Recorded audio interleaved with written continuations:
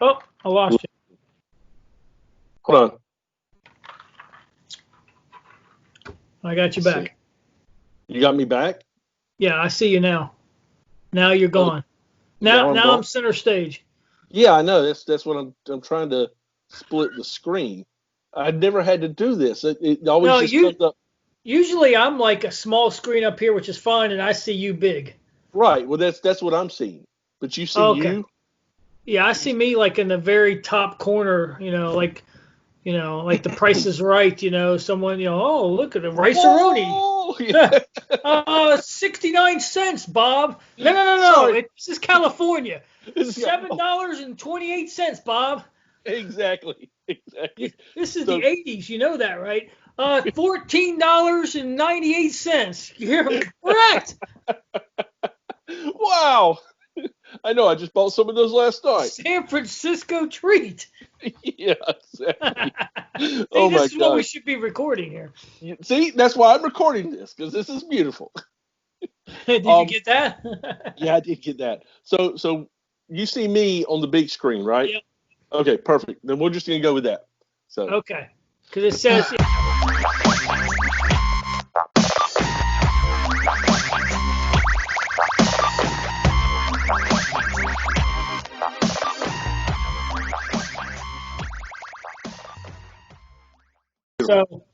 So, anyways, yeah, just So tell me what's been going on, man. Well, I was thinking, I do my best, thinking in the morning and when I'm in my truck driving, and I'm just like, man, why can't I have like a GoPro, like right there on the dashboard, and I could just like scream at it. And I was thinking about doing like a daily rant podcast or something like that, where I just go off for like 10 or 12 minutes and then post it in the morning or whatever. Oh man, yeah, that sounds beautiful. Do that. What a great way to wake up in the morning. You're driving to work and you put on some crazy guy yelling and screaming every morning. Well, that's 90% of the morning shows in America right now. Yeah, I haven't watched. Except for those people are. I don't know if you've listened to the morning radio lately, but they are absolute morons. No, they've been morons since the 90s. I've never been able to stand morning shows. They're all the same, like this is bad. Yeah. So what I do, because I'm the exact opposite. I do most of my brilliant thinking very late at night, and but I was kind of thinking the same thing, was except for I'd be in bed like half drooling, and nobody wants to see that. No. But like I think I calling it the instead of the daily rant, calling it the almost daily rant, because you can't do it every day. I'm not getting up on Sunday. I mean, there's football. Oh, wait a minute. No, there's no football. Oh, wait. I mean, I'm wearing my Steelers shirt tonight, but I'm not happy. Although I'm happier about the Steelers than I am my other team to be named later. There is no name. You can't even name them. I know, exactly. The most embarrassing part is left over, and that's Washington. Hey, why wouldn't they just get rid of the Washington? Yeah, why can't you be the Redskins? Just the Redskins. Just the Redskins. Just the Redskins. Oh, that whole. Oh well, okay. Well, let's start with there. Okay. Okay. You've been a Redskins fan your whole life, right? 43 of my 47 years, yes. Right, and so that's your team. You've seen some good years, but recently it's been pretty bad. I mean, let's be honest. Yeah. You're one of those. It hasn't been Dallas Cowboys bad, but it's been pretty bad. Right. So what's your take on all the this crap? I mean, it's been honestly, this stuff's been going on for. They've been talking about changing the name for 10 years. At least 10 years. It's been.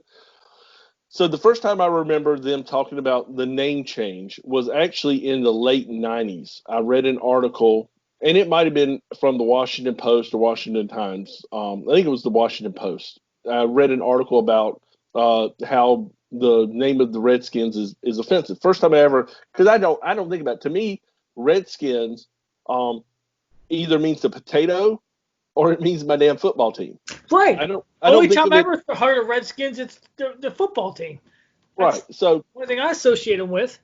Right. So, and of course, and I've got, my family heritage. I'm a mutt, but I've got Native American, and I mean, I'm a Native American because I was damn well born here.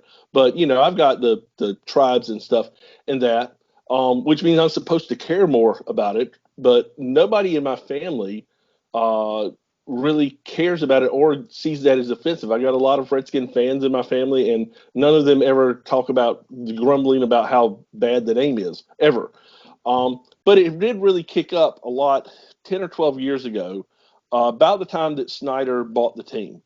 And I think the reason it kicked up then was because they thought, oh, we've got a new owner in here, and maybe he'll see the light, so to speak. Lo and behold, Dan Snyder actually, until very recently, was one of these guys that really stuck to his guns because he was a Redskins fan. Right. Real Redskins fans understand the history of the name. The history is not derogatory. The name Redskins was actually chosen by the team, which had a lot of Native Americans on the team. And it was chosen for that specific reason and to honor the head coach, who was also a Native American. I don't think those guys would have chosen something derogatory to name the team that they were going to be playing for. Right. And then, of course, the logo, which they haven't changed yet, but I'm assuming they're going to change the logo as well, is one of the Chiefs. I don't know which one, but I know that I want to say it was a Blackfeet. Blackfeet, Chief. Yeah. Blackfeet. Anyway, Chief. It was right, and it was his portrait, and his family was very proud of the fact that not only that there was an image of a positive image of a Native American on a professional football team, but that it was obviously their family. And they're really, really, really upset about this whole thing. So my thought is that this is another thing that we're seeing about white liberals trying to dictate to minorities what they should be offended at. And when they do polls for this, they find out that the minorities, the people that are supposed to be offended, aren't offended, which makes them basically treat them like, oh, well, I guess you're just too dumb to know better. Right. Instead of saying, okay, well, I guess we're just going to leave it like it is.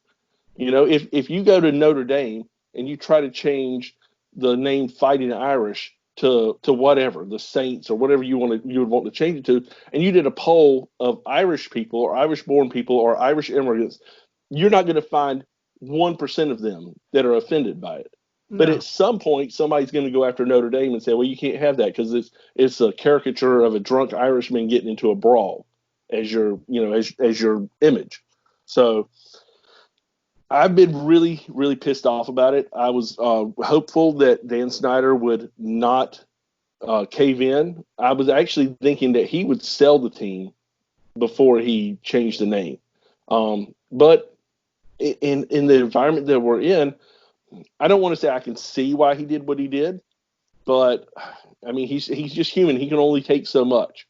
And I'm sure this has just been, people have been browbeating him about it since day one. So right. Yeah. I mean, you would hope he would take a stand. I mean, I could tell you Jack Kent Cooke would have never put up with that.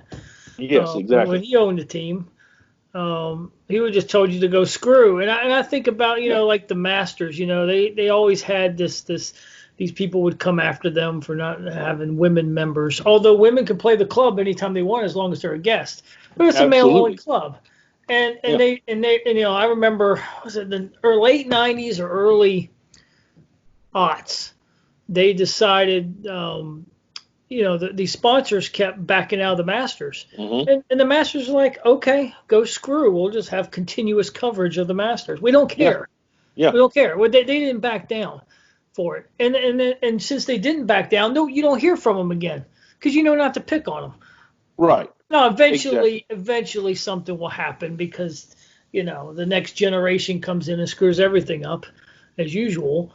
But, you were hoping that that Dan Snyder would be just like, you know what, we're not going to deal with that right now. It's just there's other things to worry about than this stupid name. And if you think about sports in general, like you still got the Indians in Cleveland, you still got the Braves. Mm-hmm. I mean, you could go on. I haven't read an article today where they talked about changing the Pirates. AAA affiliate in Indianapolis is the Indians. Right, they're talking about changing that. Our Double A. Really? I mean, when is the Pirates going to be offended people? Right. The marauders. Well, I mean, where does it stop? How about the 49ers?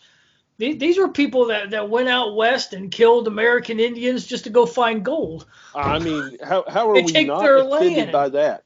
How are we not offended by the 49ers, the great white migration west to take over the indigenous lands and to take over the lands from Mexico? I mean, well, we kind of bought them and won them in a war, but we're going to ignore that, you know. Yeah. So, and the Indians, they're actually all that's been on local. If nobody's ever seen this before, I'm actually unfortunately living in Cleveland. Um, all that's been on local sports talk when I do turn it on is, what do you think they're going to rename the Indians? And they're literally doing polls as far as they're already preemptively saying, we know they're going to want to change the name. Do we want to change it to the Rockers? Which you can't do that because you had John Rocker with the Braves, and we don't want to be that offensive. You know, or they're saying, you know, like the one guy called in and said we should be the Unionists or the Industrialists because we're such an industrial. I'm like, no, dude. First off, your teams, and I don't mind the Indians. The Indians are one of the baseball teams that I don't root for, but I don't really dislike either. I don't mind the Indians mainly because I like Jim Tomei when he played for them. But if you change the name to the freaking Unionists, I will talk smack about that team for the rest of my life. Yeah. It's already in motion. They will change the name of 100-year-old franchise because a couple. And you're right. Who are the people that are upset about this the most? If we're going to put everybody in a box of different colors and different races and different religions, if we're going to go down that route, what group of people is upset about that the most? Well, it's this little box right here that's to my left, and it's very high because it's usually high income people who never watch football, no, unless they happen to be sports writers, and then they're trying to kowtow to the people who are up here. But this little group of white, rich, pasty-faced, yes, know nothing liberals, yes, are trying to dictate to the other 95% that's right here what we need to care about. They're the elitists. They're the people in high school that were just the popular people, and they just the people that you just wanted to strangle because they're these suburban, college education spoiled suburban white people that care about it's the Karens of the world, the soccer moms of the world that they don't watch football. No. They don't watch football. How do we get to a society where these people are in charge? Yeah, exactly. I mean, but it's the same people who tell black people that we don't care that Aunt Jemima is your number one brand of syrup that you buy. We don't care that 80% of the market share for maple syrup in black households is Aunt Jemima. We're going to tell you need to be offended by that. And we also don't care about the history of it. You explained the history of it. This is a success story. But no, because we know better than you, we're going to tell you what you need to be offended at. They're elitist. They got this. They got some college educated master's degree from whatever butthole university from diverse studies and this HR. It's like you know nothing, and they hang this degree on the wall so they're a know-it-all, and they're going to tell you because you're right, they're too stupid to understand that they're not offended. Right. The American Indian family should be offended, but you don't, you're too stupid to understand, but we understand, so we're going to change it for you because we know better than you. Mm-hmm. Exactly. And we're going to help you out. Exactly. And the problem is because they control 90+% of the media, and because they are the people that, for some ungodly reason, the American people look at for their opinion advice because they're celebrities. Those are the people who can dictate what you're supposed to be offended at. Doesn't matter if it makes sense or not. Doesn't matter if, what's her name? Gwyneth Paltrow is going to be making vagina candles with her special scent. No. They're thinking so much higher than ours. They're on such a higher plane than us normal folks that we need to listen to them. Right. It doesn't matter if everything in their life is on fire and they're being ridiculous and they're just a bunch of ass clowns. We need to listen to them, and we need to let them dictate exactly how we're supposed to think and how we're supposed to live our lives. Right. They're elitist. Elitists are on both sides. Mm-hmm. Both sides of the aisle. If the country cannot function without these people, and they think that, and they think that you think that. And they're God's gift to whatever to make sure that they can run your lives a certain way because they're elite. Well, they got pedigree. They got the stupid education thing on the wall. It's. Well, the thing is that they are, that's why every time, like when Trump got elected, you have all these Hollywood elites saying, well, I'm just going to move out of the country if Trump gets elected, or if whatever non-liberal is out there right now, if that person gets elected, I'm leaving the country. They're not saying that to tell you that, oh, I think it's going to be better over here. They're telling you that because they want you to panic. Right. Because, Halle Berry's going to move to Canada or Venezuela or New Zealand or something if so-and-so gets elected. Well, I get all my news and information and my opinions from Halle Berry. If she leaves the country, who am I going to get it from? I don't want that to happen. Right, and she's smart and brave and courageous, just like all my other famous people that I love. So if they think that, well, maybe I should probably think that because they have the popular opinion, and what they believe everybody else believes, and how dare that I go out and believe anything different because I might be an individualist, I might have a free thinking mind or something like that. No, that takes work. That takes effort, and we live in a world that doesn't believe in effort. It's lazy. Laziness is the biggest disease in this country. Yeah. Biggest disease. No, and you see that with these people rioting for, they want socialism. Well, they don't want socialism because they think the world's going to be better with socialism. They want socialism because in their mind, right or wrong, they think I won't have to work. I will get money from some amorphous government entity that will send me a stipend every month. They'll take care of where, I don't have to figure out where I'm going to live. I don't have to figure out where I'm going to get food from. Right. I don't have to actually go out and compete in a workplace to get a job. And it's just going to be easy.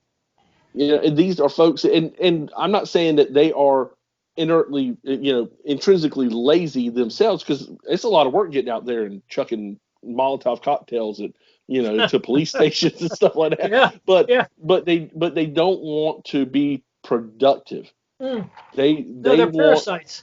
They're parasites. Right. You're either a productive member of society and produce to the GDP of your country, or you don't. And if you don't, you're a parasite. And a parasite is wrapped up in many different clothing. Sheep's and wolves' clothing. I don't care. There's great teachers out there, but most teachers are parasites. Most social workers are parasites. Yep. Most government workers are parasites. They're all parasites. They don't produce anything. But they'll tell you this is who's running this pandemic now. Are these people with their master's degrees in social engineering or human resources or whatever. This is their time to shine, and they're not going to give that up. We're going to tell you what to do. You're going to stand 6 feet apart because I'm more educated than you. I've studied this. You got to put your mask on. We're going to do all this shit for the betterment of you. Because we know better. Because master's degree. Exactly. And just so you guys, we're not slamming education is not terrible. Education where you come out of being educated thinking that you either know it all or that you're better than somebody because you're educated. That's the problem. Right, and that's where elitists come in. Yes. That's the word elitist, and that's both sides. But the other thing that people fail to understand is, which I don't understand, what people, if anything comes out of this pandemic or whatever we're in, is house arrest. It's house arrest. House arrest. We can name it that. But is that everything? This is 2020. You can do everything on the computer. People are now realizing you don't have to go to work anymore. You don't have to commute. They don't have to go to a building. How much money are you going to save where you don't have to pay rent in this damn freaking building when everybody can just stay at home and do the same damn thing? Exactly. It's the same thing. It's the same thing for school. It's the same thing for college. We live in a world where we have all the information we need on this phone. Yep. We can look up, and that's education right there. It's free. Yep. Absolutely. You can look up anything they got. Anything you can look up instantly. Now you have to use your smarts to understand what is truth and what is lies, because you can also believe something and still validate it through an insight. It doesn't mean it's true. Right. But at the same time, I'm hoping that we go back 100 years ago, where college is meant for doctors. Okay, it's meant for lawyers. It's meant for people that need this deeper education. And then we have the tradesmen over here. And then we have the people that just want to go to fucking work and just work. Like you don't. For some reason in the last 40, 50 years, it was just required to go to college. That's what you did. And most people went to college and had no idea what they were doing there. Yeah. They just want to get some stupid degree. And they just made up degrees so you could hand them money and receive it. And it did you nothing in the real world. Well, and the colleges right now, right in this very moment, the colleges are actually panicking because they see that. They see that, people are not unhappy, at least college-age people. Now, younger kids, I understand the parents are working, and how do I handle working full-time and teaching my kids? First off, you'll figure it out, trust me. But the second, I kind of understand that.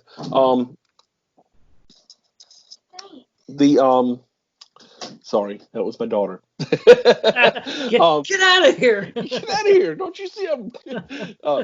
Daddy's naked. Oh, okay, I'm out of here. Only from the waist down. Yeah, that's all you got to say. Daddy's naked. All right. You'll never see her for a week. No. But you see these colleges kind of panicking because they're realizing that the kids are not unable to learn online. And people have been doing that for a while. They've been doing online learning for a while. But the problem is that a lot of the colleges, the money they get is from tuition and room and board, and it's not the actual cost of the classes. And they can't justify charging you $40,000 a year for you to sit in front of your computer at home and listen to somebody, some humanities professor yak at you for an hour. Well, the most of the money they were getting were for government grants. Yeah, exactly. From these big loans. That's the reason why college tuition exploded, is because you were getting these loans. It's kind of like cars. How much do you think the damn Honda Accord cost? It cost probably $8,000, but you're going to pay $30,000 for it because because you got to get a loan for it, and it's going to cost you that over time. And so if everybody just paid cash for everything, it wouldn't be that damn expensive. No, and that's medical care is the same way. I've been telling people for years, I don't have insurance. I will freely admit I don't have insurance. I still don't understand why anybody has insurance. I don't get it. Now, if you have an underlying condition where you are having to have chronic care, you're having to have perpetual care, I can kind of understand insurance. I can understand extreme insurance, like catastrophic. Right, which they used to have those plans. You got $100,000 surgery, you have something to back it up. Right. Where you only have to pay $20,000. Good stuff. And they had those plans, and when Obamacare came in, they got rid of those plans. I think they brought them back now, but I'm not 100% certain. But everybody should have catastrophic care. Like you said, if you go into surgery, you're having your liver removed and replaced or whatever. you need to have some help there because nobody has $100,000 just laying around just doing nothing. But for you to carry insurance so that you can take your kid to the doctor to get a physical so they can play football, that's ridiculous. Or for you to have insurance so that you can have your wellness check every year. If you go to any doctor in America, any doctor, and you say to them, I'm paying cash for this service. Now, whether they're going to bill you or whether they're going to say, okay, we need cash or a check or whatever up front, they will cut you a deal right there. Right. Absolutely. I tell the story time and time again, and I know I've told you this before. When I've got a bunch of kids, but when my oldest was born, when my wife got pregnant, we went to the hospital, to Wake Med in Raleigh, and she wanted to do everything in one spot. So she did her prenatal care, she did labor and delivery. She spent 3 days in the hospital, like you normally do. Then they did the aftercare for the child and for her, and we worked together a package. I told the hospital, I said, I'm paying cash for this. If you guys could work up a payment plan or something like that for me, awesome. And they did, and it was like I want to say it was $2,495, something like that. Right. It was something in that range. Reasonable.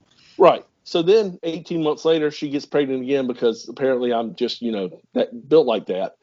And my boys can swim. Yes, they can. So she goes to the same hospital to get the same care because she liked that. It was nice having to just go to one place. She had the same gynecologist. We stayed in literally the same exact room for 3 days. The same doctor delivered my son that delivered my daughter. She had the same aftercare, but I had Blue Cross Blue Shield, which is now, I don't know if it's still Blue Cross Blue Shield down there. Up here, it's Anthem. It's supposed to be the Cadillac of right. Insurance that most people have with a 80-20 and deductible and copay and everything. My cost out of pocket was $2,500. Right. plus I paid $800 a month in insurance coverage. Insurance, right. So I paid an extra $10,000 to spend the same exact amount of money for the same exact care. Yeah. And people, if they only understood that you're allowed to pay for these services, they would scream about the cost of insurance. That's the main reason I can't afford to have insurance come out of my paycheck every week because I have to buy groceries and I have to pay rent and I have to, keep my children clothed, things like that. Put gas in my car. If I had $800-900 coming out of my paycheck every pay period, no, there's just no way. And that's also why you have to have two parents working, because usually one of them they'll tell you one of us is working for health care. Right. Well, that one that's working for health care could stay at home and homeschool your kids. And if you don't have to worry about paying the insurance premiums, it's all a wash. So. Right. Yeah, insurance, I still never understood it. Like in 10 years, right, I've gone to the doctor. My daughter's gone to the doctor. I've paid cash for everything in 10 years. I've probably paid, in 10 years, $3,000. Yeah. $4,000. Let's just say it's $4,000.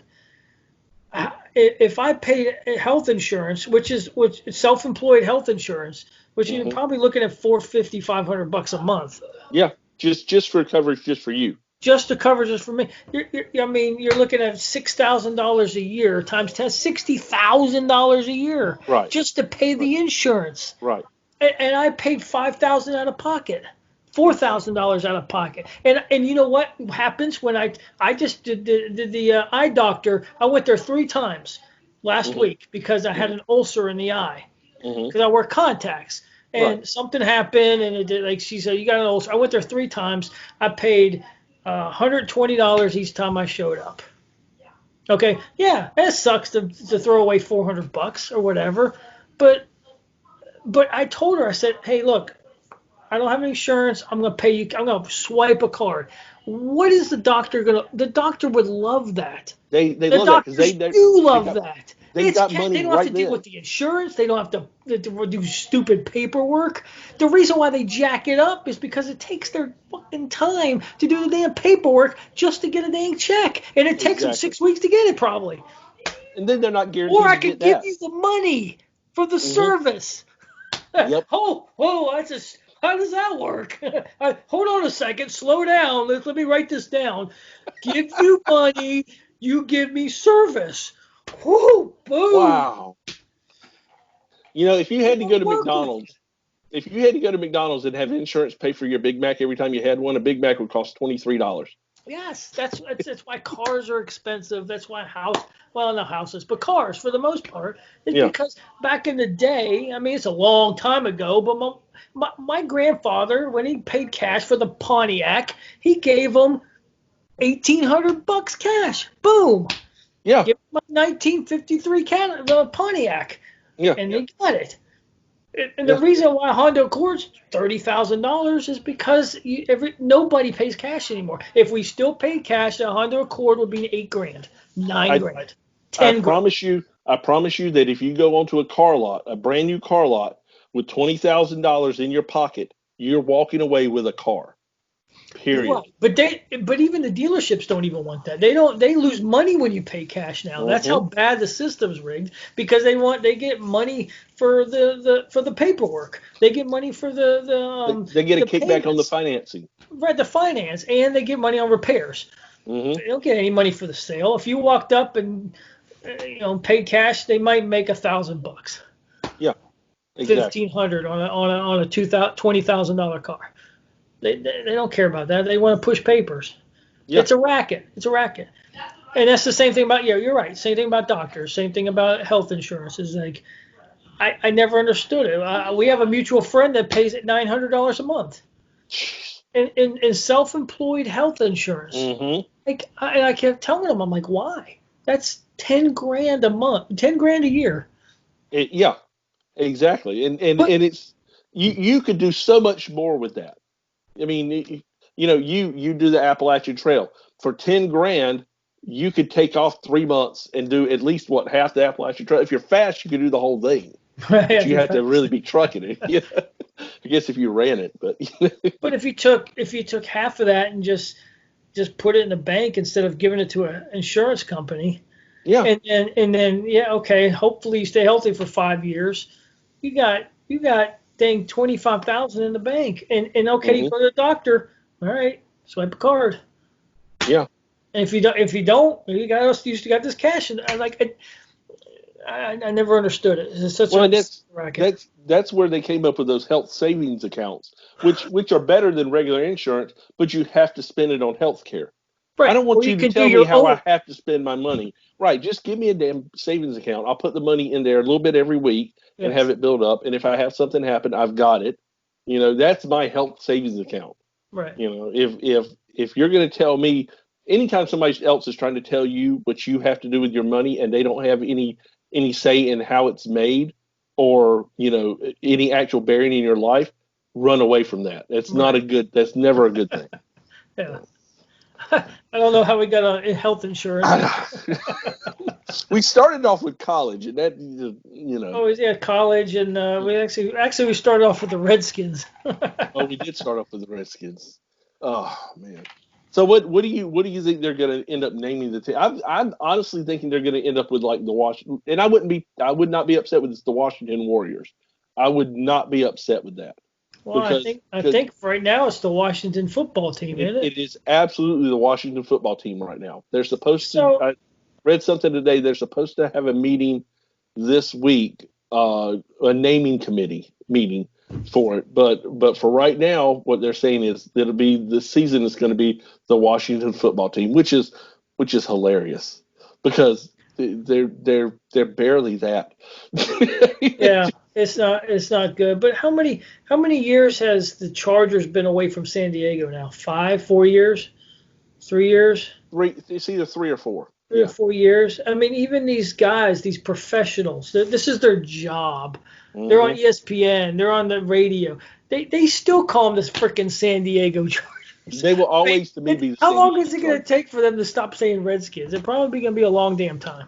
Yep. Yeah. Here's the thing. In my mind, they're always going to be the Redskins. If they come up with some politically correct idiot name, then I might swear off it. And you know me, I've always been one of these people that once you pick a team, you stick with that team no matter what. Yeah. that might be the one instance I'll actually leave a team, is if Washington comes up with the Washington SJWs or something like that. Some stupid name. Right. The Washington Doves. Washington Black Lives Matter or something like that. Yeah.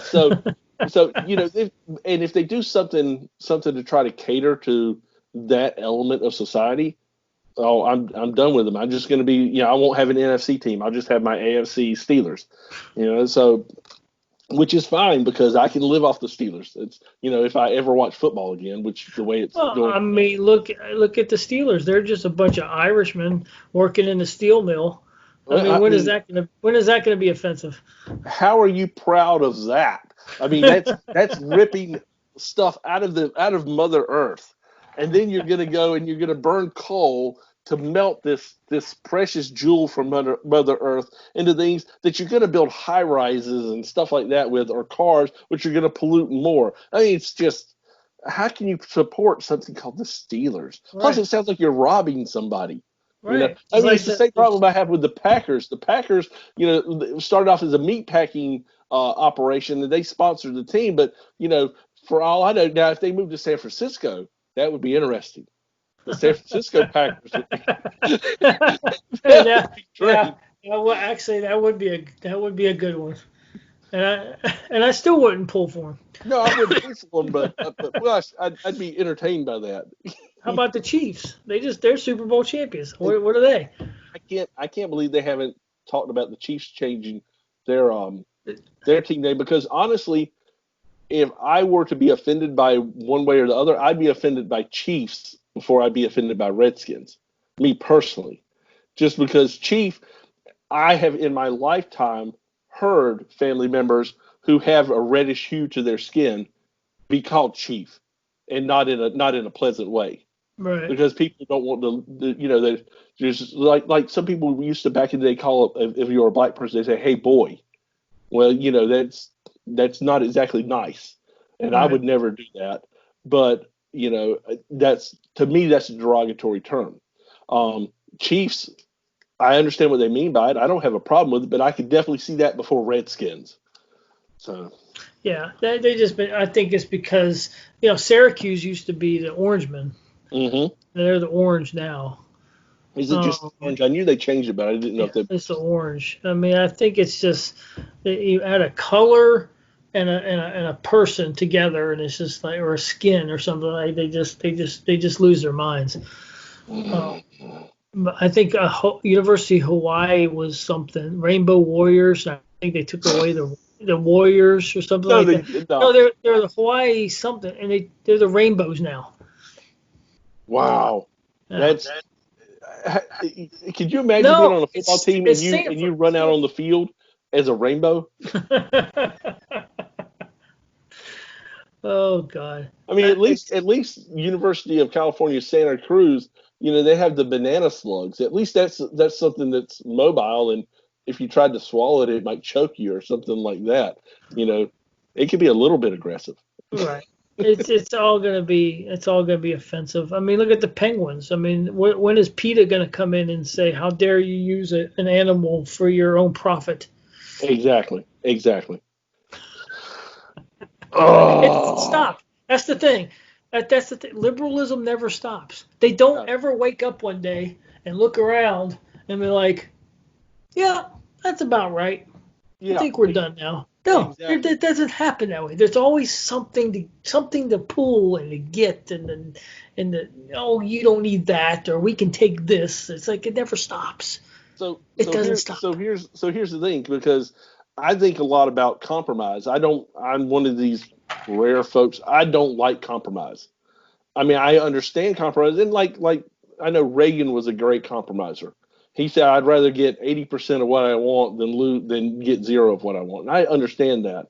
But when you're compromising with liberals, you are having to go halfway towards a place that you don't want to, at least halfway. Because to them, compromise is not you going halfway and them going halfway. It's you going all the way over to their side is right. What they consider compromise. But then as soon as you do that, as soon as you make that decision, they move the bar again. Yes. And say this is not. Let's take with gun control. Okay. Well, let's compromise with the liberals, and we really should have gun registration, because if somebody shoots somebody else, it's easier for us to track down who owned the gun and maybe catch the killer. That sounds like a valid argument to me. Doesn't matter that it goes completely against the Constitution. It sounds like a valid argument. I'm sure when that movement towards registration started, it started off as, we need to completely have the government maybe issue all guns, and you don't get a gun unless the government says you can get a gun. And then the people who were pro Second Amendment said, well, we don't think that's constitutional, but we'll meet you halfway and we'll say, okay, if you purchase the gun, you have to register it with the government. Okay, so we'll do that. So as soon as that happens, now they move it 2 steps back and they say, well, we've got registration, but registration doesn't seem to be working. So now let's say if you have a medical condition, and we're not going to tell you what the medical conditions are. It could be if you're a veteran and you're depressed, you can't have a firearm. If you have PTSD, if you have any kind of and people have hundreds of mental illnesses these days that don't really affect anything, but they're on paper, and that's a way they're all made up. Right? They can't have a gun because they have this mental illness. And you say, well, I don't think we ought to do that, but I do understand that if somebody has maybe been institutionalized or been treated by a doctor for something, maybe they should. So you go meet them halfway on that. But each time it's going a little bit further away from the way things are supposed to be. It's never a compromise that goes towards freedom. It's always a compromise that goes away from that. Right. It never stops. It never stops. No. It's like, okay, we'll take smoking away from airplanes. Hey, you know what? That makes sense. Yeah, I don't want to sit in an airplane next to somebody smoking out a cigarette. We're in a confined space. That makes sense, but it doesn't stop there. It stops at private businesses. It then stops at private homes. This is a non-smoking neighborhood. It never stops to the point where you can't even. And I'm not a smoker. You're not a smoker. I mean, I like cigar, but we never smoke cigarettes. But it's the freedom of it. You should be allowed to smoke in your own establishment. You should be allowed to have a restaurant and say, hey, we allow smokers. If you don't like it, you can go somewhere else. It doesn't matter. It never stops. So it goes from this one thing that makes sense maybe, and it just keeps going and going and going and going, and before long you're like, what the hell happened? Imagine the gall. Imagine the absolute ego of somebody that you have taken $600,000 of your money and you purchased a piece of property and built a building. And then you took another $200,000 and you put kitchen equipment in there and a bar and seating and decoration and all this other stuff. Then you took another $100,000 and you hired and trained staff and bought food so that you could serve the public and spent advertising. So you spent $1 million of your money on there. Imagine the absolute mitigated gall of somebody that will come in and say, you can't do this with your property. Well, if you opened up a club, if you opened up RJ's in Raleigh, and you said, I want this to be a private club, or not even a private, I just want this to be a nice club, a nice establishment where people can come in and they can eat, and they can, if they want to smoke, they can smoke. And we'll have a section over here where folks can smoke, because not everybody wants to be near the cigarette smoke, but they can go smoke if they want to over here. No, you're not allowed to. I just spent $1 million of my own money. Don't tell me what I can and can't do with my property. Right, because there's these people that work for the government that are educated, that know better than you do. Mm-hmm. And then, of course, you might have 1 or 2 complaints over the 500,000 people that love your place. Yeah. You might have 1 or 2 like, well, I don't like smoking.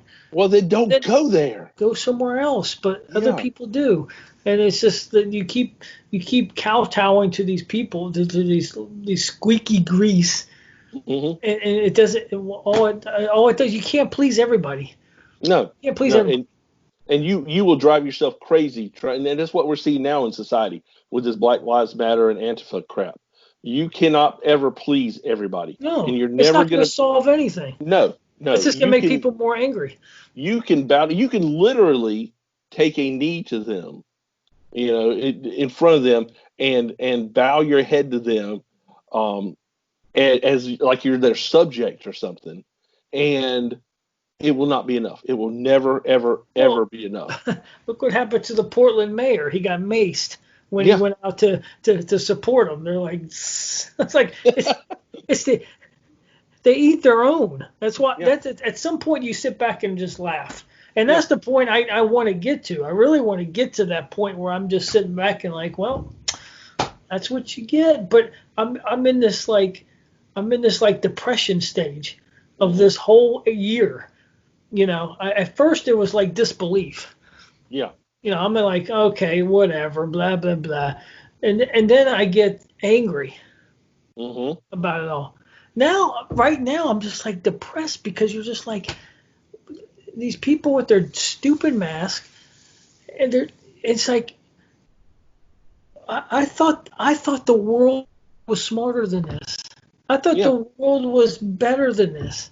And all you do is have just people walking around like they're sheep, and then they get angry at you when you don't comply. Yeah. And it's just like, this is not the world that I grew up in. This is not the world that you grew up in. No. I'm at the point where I'm just like, what the hell happened? Like, what the world I was promised is not here anymore, and it depresses me. And at some point, the next stage, what I want to get to is to where you just sit back and laugh and like, yeah, go eat your own. Go. You deserve it. Yeah. You deserve it. Did you vote Democrat? Well, then you deserve it. Did you vote this shit in? You deserve it.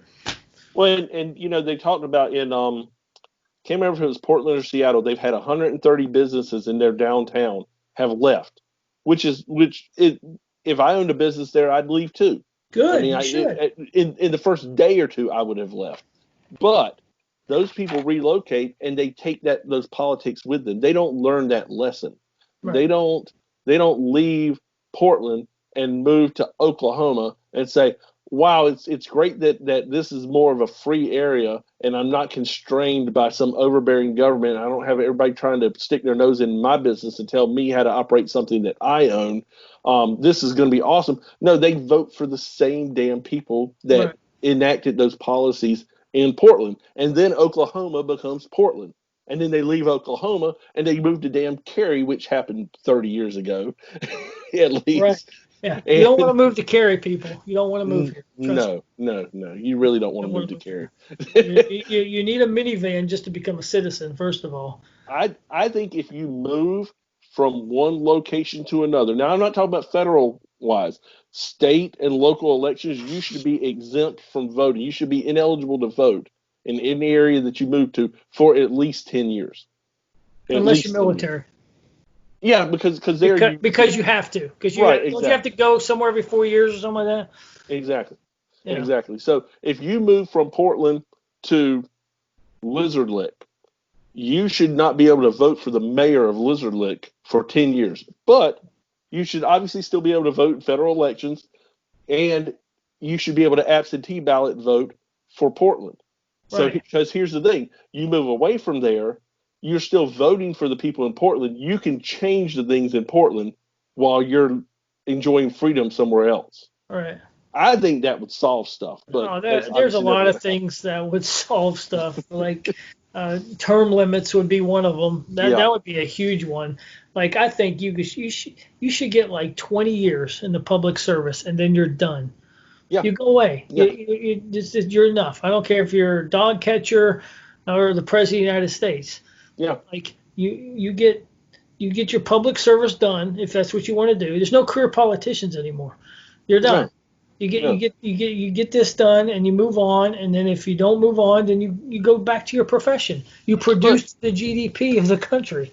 But if you do that, then don't you lose all that wonderful experience that those people in Washington have, where they know how to get things done and they know who the movers and shakers are? Don't you lose that? Right. Aren't you afraid that you're going to lose that kind of effect? Yeah, you lose the experience of the Pelosi's, and you lose the experience of the Chuck Schumers and the Maxine Waters, and it's even on the other side. It's even Mitch McConnell's been there about 183 years. No, Mitch McConnell's, Jim McCain's, or John McCain's, why is Romney still doing anything? Right. Go away. Please go away. You don't know. You're done. You did your service. You ran. And the other thing, you run for president and you lose, you're gone. You don't go back to anything else. You're done. Yep. I would personally be embarrassed if I ran for president and I was my party's nominee. So I was on the ballot. It was just me, and essentially the way our system works, it was just me and one other person. And they chose the other person. I would be embarrassed to go back to the Senate or the House and say, "Oh, I want to be one of these guys." Right. And granted, I know because obviously with our podcast, we are students of history. We know presidents have done that before. People who have served, right? Yeah. People who have served as president have done that before. But that was a different time period where people were not as interested in, I'm just going to make a career out of being a politician. That was rare. And the people who've done that generally had either one issue they were trying to promote, or they were so enamored with making the country great that there was just nobody better for the job than they were. Right. Well, another thing is that the president didn't have as much power or was looked upon as having much power. They were just a different branch of the government. Yeah. So they went from the presidency to the House. They were just a different branch of the government. Yeah. Now I can understand if you want to be a Supreme Court judge or something like that. Right. Okay, well, I mean, Taft did maybe, but nobody leaves the Supreme Court and then goes anywhere else. I don't care. Mm-hmm. Exactly. That's probably the biggest. That's probably above the presidency if you think about it. I think they have more power than the president. And there are some good people in the Supreme Court. For the most part, the Supreme Court's been full of jackasses and people who don't actually understand the Constitution. But there's been good ones. I mean, as you know, I'm a huge fan of Clarence Thomas. I'm a huge fan of Scalia. And if either one of those decided for some ungodly reason to step down from their post and run for president, I'd vote for them in a heartbeat. Well, Scalia died. But, I mean, not Scalia. What's I can't remember his name. Not Roberts. Roberts is no. Oh God, no! Don't no. Definitely not Roberts. What's the guy who was chastising the president when Obama was in office? That he wears glasses. He's kind of a thinner guy. I was thinking Scalia, but it's not Scalia. No, Scalia was cool. He was awesome. No, Scalia was awesome. Anyway, I would vote for Thomas. I'd still vote for Scalia. I don't care if he's dead. I'd still vote for him. Mm-hmm. But the thing is honestly, that would be a step down for them. That would be a position of power-wise. That would be a step down from them, as far as being able to affect the country. Right. Well, that's William Howard Taft was Supreme Court justice after his presidency. Yeah, and he was a much happier person. Yeah, he didn't want to be president. He was basically a stand-in for Roosevelt, and then went to the Supreme Court because that's what he wanted the whole time. That's what he wanted the whole time, and he was happy, and he lost a lot of weight, and he was, well, when you get stuck in a bathtub, I mean, literally wedged in there, you can't get out. You might want to eat a salad. You might want to change careers. Exactly. Find a career where they hose you down and clean you with a brush. So let me ask you this: like, I haven't been following much recently over the last month, but so before like Trump was the shoo-in, right? Mm-hmm. I've heard recently, last couple of days, to people who are actually Trump supporters that think Biden's going to win all of a sudden. What happened? What happened in the last week? So, a couple of things happened. First off, of course, you have the media onslaught constantly on Trump. Oh yeah, that's always. Yeah, and that's never going to change. They started doing polling, and it's the one I'm thinking about is the Rasmussen poll, which is actually really close. It does have Biden ahead. The last time I looked, by 1 or 2 points. Biden has been in his basement. They literally won't let him. Like Chris Matthews on Fox News was wanting to interview him, and he refused, even though he just did an interview. So you have a buildup of that where Biden has been out of the public eye enough to where people have reset. People have stopped thinking of Biden as Joe Biden, as the gaffe machine, borderline dementia patient that he is, and I don't say that in a gleeful way. He's literally, I'm worried that he has dementia. No, he has dementia, no doubt. And he's been out of the public eye enough to where people have reset, and instead of thinking of Joe Biden as Joe Biden, they think of him as generic Democrat. They think of him as John Edwards when he was the senator in North Carolina. Plus, there's been talk about who's he going to pick for his VP running mate, which has been generating a lot of positive press. Not positive to me, because all the people he's choosing looking at are idiots, right, and he's looking at them for the wrong reason. But it's a reason for the press to positively bandy his name around. Is this strategy to hide him? Well, Trump's out there, and then we'll just hide him till the election. I think that's 100% the whole way. I think that's 100% the strategy. I think if they can get away with not doing any debates, that they would. Right. I don't think that the American people, much less the Trump administration, will allow them to have a general election without some kind of debates. But I would not be surprised if somebody in the DNC said, well, we can do a debate, but Biden's not feeling great, so we're going to have somebody stand in for him. I could see that. I can see that happen. But here's the thing to remember. At this point in the 2016 election, I mean, to the day at this point, Hillary Clinton was leading Trump 51-37.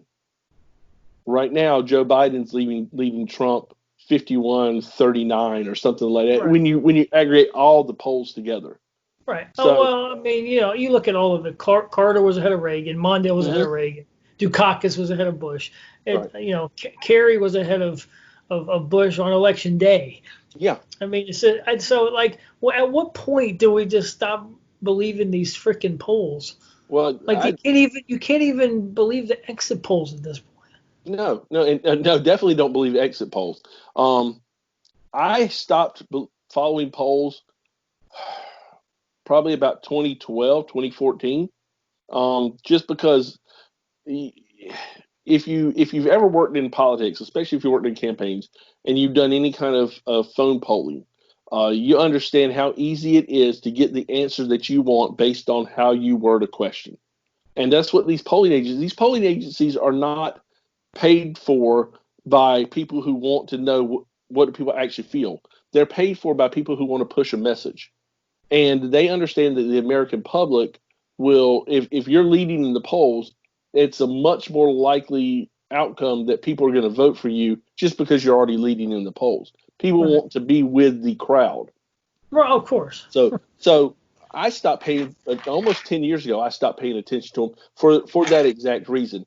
For the reason that the polls, even Rasmussen is probably the best one out there because they do triple blind polling, which means that the person calling doesn't know why they're calling. They're just given a script, and the person for whose name that they pull off the list for polling, they have twice gone through filters to where they don't know what their affiliation is, what their age, what anything is. So it's literally a generic poll out there. But you still have the wording of the questions and things like that can still influence it. So Rasmussen is probably the most accurate of the polling out there, and that's the one that Biden's only ahead by 1 or 2 points. But even then, Rasmussen, just because when you get on the phone with somebody and they say, are you for a tax on a 2% increase in taxes in order to help public schools? Very few people with a human being on the other end of that phone are going to say, no, I don't want that. Very few, because they want to feel good about their answer, and they want the person on the other phone to think that they're a good person. Right. It doesn't matter that this person's sitting in a hut in Bangladesh calling you, and they barely can read the English from the questions that they're they don't care. They just want to get paid. But so people aren't going to answer that honestly. Now, when you get into a polling booth and it's just you and God and a piece of paper, you vote. How you actually feel. Right. I would hope. Right. So polls, no, I don't trust the polls, and I don't pay attention to them really anymore, unless it's a really If it's a weird outcome, I'll pay attention to it, but only because I want to see, okay, how the crap did they come up with this numbers? I still to the day, like, I don't understand how. Where's the enthusiasm behind this guy? Right. Where this guy is so boring. He's not even an incumbent. No.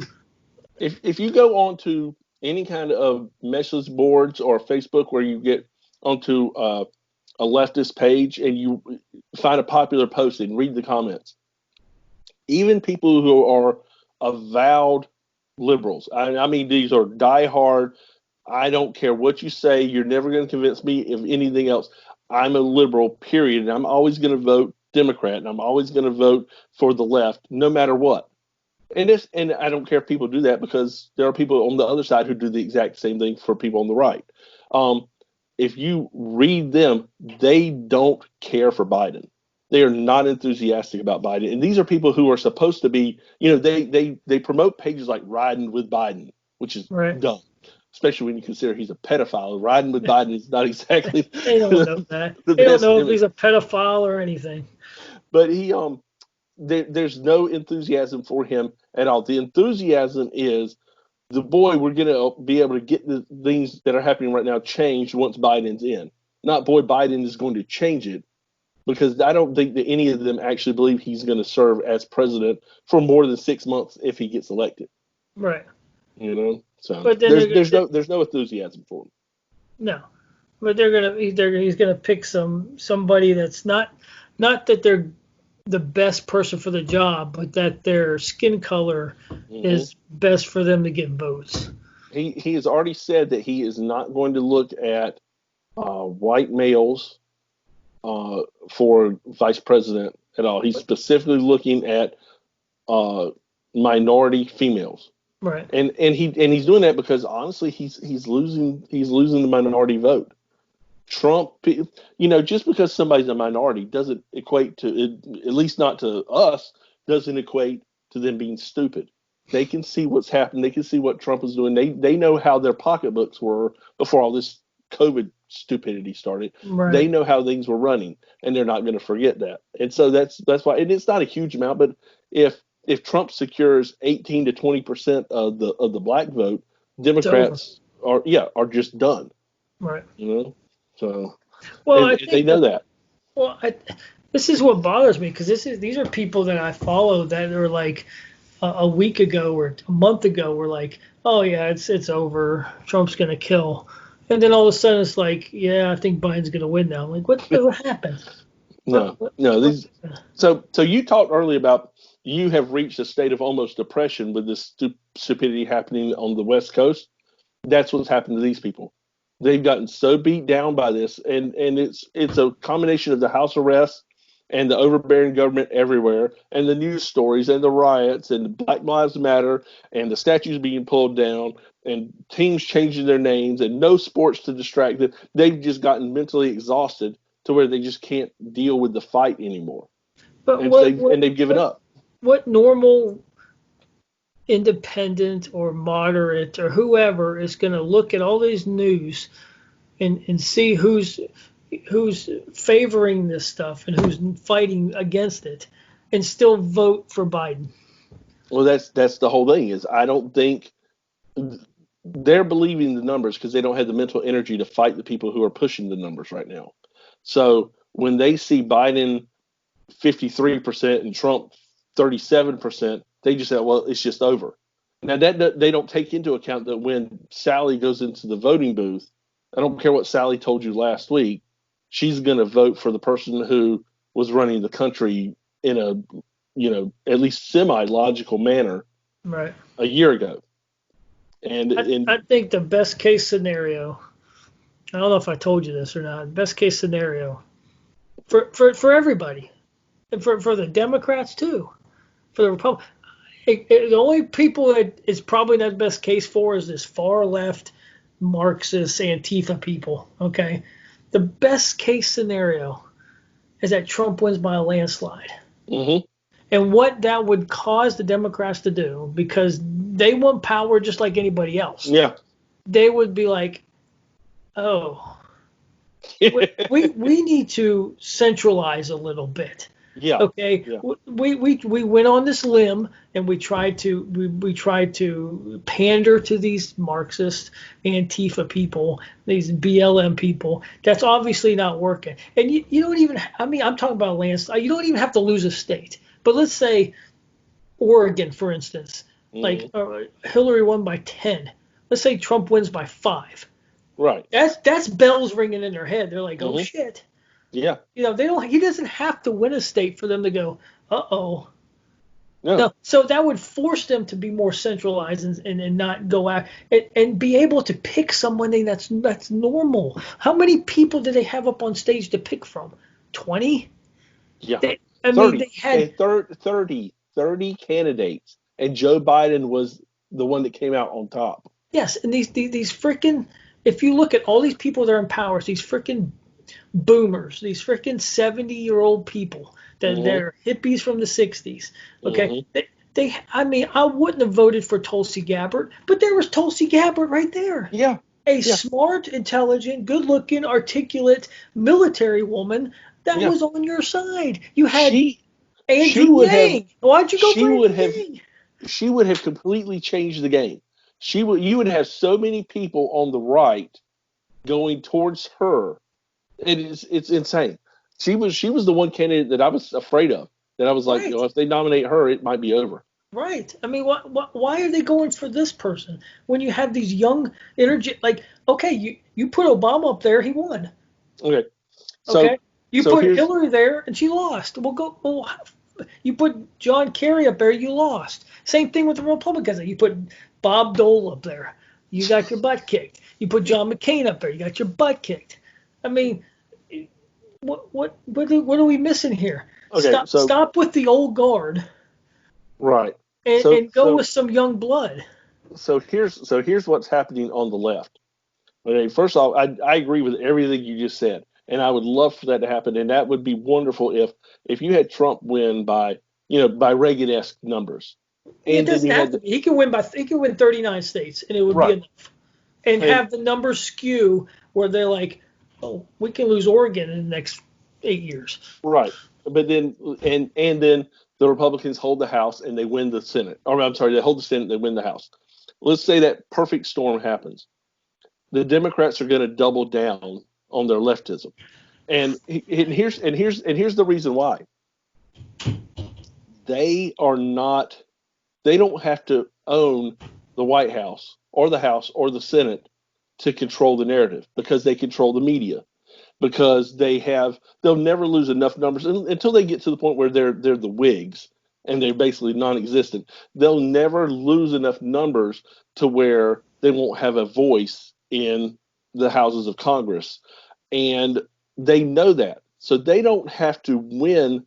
What they want, they'll get faster if they have that power, and they know that. That's why they want the power, but they don't have to. And if you understand the Red Revolution of the early part of the 20th century, and you understand the communist wave that happened in the 50s, you can get power with the minority. So what happens is they would rather have, let's say in Congress, they would rather have 30% of Congress with extreme leftists that are vocal, with a media that will push their narrative, than actually have Congress. Because the Republicans have shown time and time again that they will do what the people on the left say every single time. So they don't have to. Now they won't get it as fast, but remember what we talked about with incrementalism, with that compromise. They'll just keep moving the bar further and further and further to the left until you wake up one day. Right now, we've got every single plank of Marxism in our government, and that happened over 70 years. That wasn't an overnight thing. That didn't 70 years in the grand scheme of things isn't very long. Right. So I think if what you describe happens, that what happened in the 60s, where you had conservative Democrats move over to the Republicans, because they saw how literally how racist the Democrats were. You had a migration over, and that's where people get the idea that the parties swap. They didn't swap. No, The party. that's like saying Coke and Pepsi traded. time. That's like saying Coke and Pepsi traded recipes. Right. It doesn't happen. Yeah. But we're going to see the same thing. You're going to see the handful, the maybe 10% of Democrats in Congress and in state and local positions switch over to the Republican Party. And you did see that to a certain extent. Which they have been. Right. You have seen that for you. That's why local control, until this last midterm election, local control was almost 100% Republican across the country until you got over to the West Coast, of course. The aberrations are places like North Carolina, where they got Cooper, who North Carolina makes weird decisions with governors every once in a while anyway. It's like Massachusetts. Massachusetts will vote for a Republican governor like they're freaking Oklahoma, but then they'll never vote for Republican president. It's just the weirdest thing. My brother tried to explain it to me. I'm like, no, that doesn't make sense. No, but that's because they feel like the local politics they feel like are going to affect them more, and voting for a Democrat for the large federal elections makes them feel good. And these are people who, I love the people in Massachusetts. I love Boston, you know that, but they got no backbone. Not politically speaking, they don't have any backbone. Well, that's what my brother said. They care. They're huge into local politics, city, county. Like, they're into that. But then when it comes to presidential election, I don't know. Maybe they just like, I don't want to be, called this, so I'll vote for this. But locally, I'll do this. But exactly. But North Carolina, like I don't ever. North Carolina as good as our Republican candidate is, I think he's going to lose, unfortunately. Really? Wow. Yeah, because when was the last time but Cooper's made such bad. Can't remember. Yeah, but Cooper's made such bad decisions lately. His handling of this virus thing in North Carolina specifically has been one of the worst. He's not Andrew Cuomo levels bad, but he's right there at it. Yeah, I don't think he was trucking sick senior citizens into nursing homes, but I wouldn't put it past him. We're still the only state that doesn't have our gyms open. Yeah, it's ridiculous. I've been going to the gym for 2 weeks now. No, yeah, and you're Ohio. You're in the Northeast. Tennessee. Everybody has their gyms open, but not here. Can't go. You haven't in all year. It's ridiculous, man. It's sad because I love North Carolina. I really do. I know you talk smack about North Carolina a lot. I love North Carolina personally, but this is the first time in my life I wouldn't want to live down there. Not right now. I'd want to live down there because I know people and I'd want to be around them. But politically, the actual environment that it's in, there's no way. I wouldn't want to live in North Carolina. I don't think you don't want to live in Raleigh. No. I go down to Sanford and work every other week, and they don't give a crap if you wear a mask. No. I came into one gas station, had a mask on. I got the one that says this mask is useless, like our governor. And I walked in there because I gave up. I'm like, whatever, but I'm going to wear this, right? Yeah. And I came in there, and I saw the people behind the counter with no mask. I saw this lady over here with no mask. I saw two people over there sitting on the counter with no mask, and I just ripped the damn thing off. And I got my drinks, and I came up to the counter. He goes, I like the way you ripped that thing off. We don't need any of that. They don't put up with that crap there. No. But if you go 20 minutes north and go to a Harris Teeter, oh baby, you better have a mask before you even get out of that car to even get to the damn grocery store, or they're gonna, like that lady that maces the couple that was having a picnic. God. Like, who do you want to be? Like, if you want to know who's right or wrong, it's very easy. Mm-hmm. Who in this situation do you want to be? Yeah. Do you want to be this couple that's having a picnic, or you want to be this miserable human being that is spraying mace into your face because you're doing something that she doesn't agree with. To where even who's the people right and who's wrong in this? Even the people who agree with her about wearing a mask that were around her were freaking out, saying, "Why are you doing? What are you possibly doing? What are you thinking?" Right. You know. Yeah. Who do you want to be? Yeah. So because I went today, I got a new phone today. I finally had to put the old girl down because she was messing up on me. But the guy that was in the phone, and they have a sign on there. Most of the businesses around here have signs that say mask required. Theirs, I don't think said mask required, but they do ask that you wear a mask. And I don't care if a business says we want you to wear a mask to come in. It's my choice as to whether or not I go in there. That's fine. If I want to go in there enough, I've got a mask in my pocket because I have to wear one at work, which is fine. Because of the industry I work in, just that has to be that. So I've got one. But if I have my asthma started to come back. I've been having some health problems, and a lot of it has to do with wearing these stupid masks. And so if I don't have to wear it, I'm not going to. Well, so I put on the mask. I came in there. The guy had his mask pulled down to below his chin, and he was talking to somebody. And I looked right at him, and my wife was right behind me, and her girlfriend was over in the corner, and they were both wearing masks. And he's like, "If you don't want to wear the mask, you don't have to wear the mask." And the thing is he, as an employee, he's supposed to wear. But even then, when we got to talking and we were in there for like 3 hours, eventually he just took his mask completely off because it wasn't going to bother me. But if somebody new came in, he put it on because he's going to be courteous to them, especially if they were wearing a mask coming in. But he made it really clear that, hey, if you don't want to wear a mask, don't wear a mask. We had a great conversation about this whole situation, and he's basically made his mind up that not that the virus is a hoax, because that would be ridiculous, but that the hype about it is a hoax. Well, it's definitely the hype about it. Yeah. That's what you can't understand, trying to explain to people. Right. No, yeah, there is a coronavirus. We all believe that. Yes. But it's not. It's gone too far. Yeah. It doesn't compute what's going on. The quarantine, the mask wearing, the 6 feet apart, the dot standers. I got to stand on this dot. Did you see that video? And this is kind of breaking fourth wall here for folks that are watching us, but did you see the video I shared out about the guy in it looked like a Jimmy John's or something like that, where he would not leave that dot that he was standing on?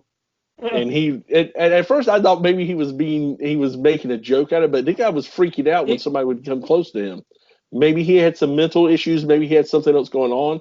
But if you're that terrified to be out in public that somebody getting within 10 feet of you is going to freak you out, do the world a favor, stay home. There's nothing that you can't get delivered to your house, I promise you.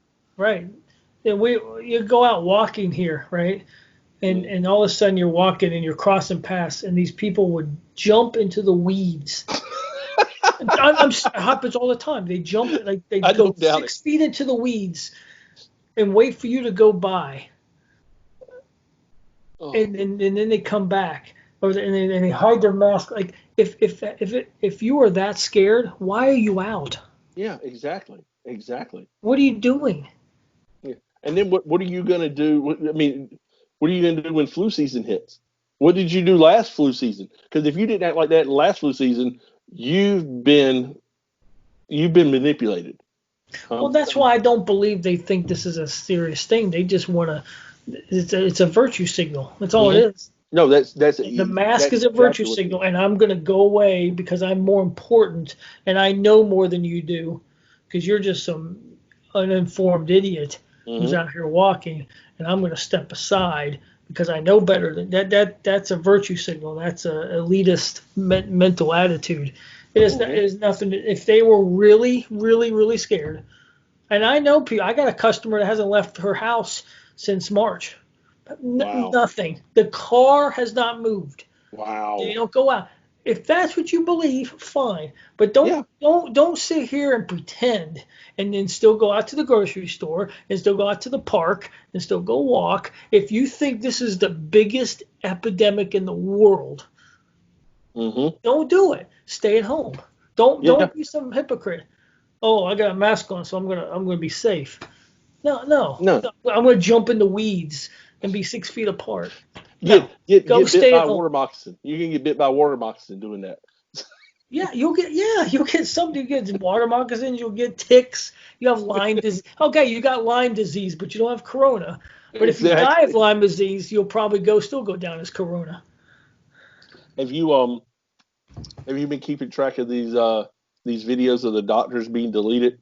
Yeah. Oh yeah. I mean, there was a doctor. It was like 6 months ago. It was the same thing. Well, it's just they've cranked it up again, and it, I keep telling them, they keep deleting the videos that I'm sharing out, and I thought, well, you can't delete them faster than I can share them. Trust me, I'll just keep. I've gotten to the point now where there's a small handful of people that follow me, and God bless them. I want them to follow me. They know who I am. They know what I stand for. They don't agree with it, but whatever. We're friends. They're going to follow me, and they try to, like when I posted about the group of doctors that's the most recent video that they had where they said the hydrochloroquine and zinc, and I can't remember what the other thing that they said is basically a cure for this. Everybody in the world's deleting them, and one of my friends who is a dietitian. She's not a doctor. She's not even a nurse. She's a dietitian, but she works in healthcare, just like I work in healthcare. So she's as qualified as I am to talk about the subject. She pointed out, well, this doctor that's talking has this and this and this weirdness, and whatever. This one doctor might be a flake. What about the other doctors? Now do the rest of the doctors behind her, because she wasn't the only doctor that was saying this. And they don't. The people that have convinced themselves that this is the end of the world, you're never going to be able to change their mind. Right. You're just not. They want to be right. Right. And I tell people the only way we're going to get through this is just to get through it. Whether it's through herd immunity or whether it's through finding a cure, which just seems to be some kind of a cure. At least, do you listen to Glenn Beck at all? No, I stopped listening to him long. But when he started, after the Romney thing, I stopped. Yeah. It's been 8 years. He's been pretty good recently. I listened to him he went off and off about Trump. Yeah. I mean, I know you didn't like Trump, but he thought he was. I mean, he almost voted for Hillary. Oh no, he admits that on a daily basis. Right. Oh yeah, I know. I was the person who was adamantly anti-Trump, and now he said he's done. He said he's not perfect, and no president's going to be perfect. Never. But he's doing a much better job, and I'll admit that he's doing a much better job than I would have thought. But his family, Glenn Beck's family, has all of them, except for Glenn, have coronavirus. They don't know where they got it from. They don't know what happened, but somehow they all got. He's on a ranch out in Idaho in the middle of nowhere, out in the deserts out there, and somehow they contracted it. Well, his kids, his son and his daughter, literally their symptoms were they had the sniffles and they had a headache for 2 days, and then it was gone. His wife was sick for a couple of days with basically a bad cold, and she's fine. Now, Glenn has been having some health issues, so he's what they consider a high risk for this. So his doctor went ahead and talked to him about it and went ahead and gave him medicine in case he contracted it. So as soon as you start feeling symptoms, do this. And what he gave him was the hydrochloroquine, zinc, and whatever the other steroid is that they give. It is a steroid that's supposed to be good for your lungs. He said, if you feel symptoms, take this. He said, I have a friend who's a doctor who had a patient in intensive care, not on death's door, but bad enough that she was in intensive care for this. His friend gave her that mix, and within 12 hours, she was walking out the door fine. Now here's the thing. Maybe that doesn't work for everybody. Maybe that's just one doctor with one patient, and that's true. But if there's a chance that would work, why are you deleting the damn videos? Well, that's the thing. Like what? That say Yeah. that say this works. That should tell you everything you need to know. Mm-hmm. Okay, you're deleting this video. Why? What's the purpose of deleting this? Right. If I have an infection and you give me penicillin and it fixes that infection, but you are allergic to penicillin and it could kill you. Well, does that mean that we should never talk about penicillin again because there's one person out there that is allergic to it or that it won't work for? Or should we think about the 98% of the population that it will work for? Right. You know, I mean, I've never in my lifetime seen a case where medical doctors are saying this works, and we choose not only to ignore it, but to actively push down that information from the public.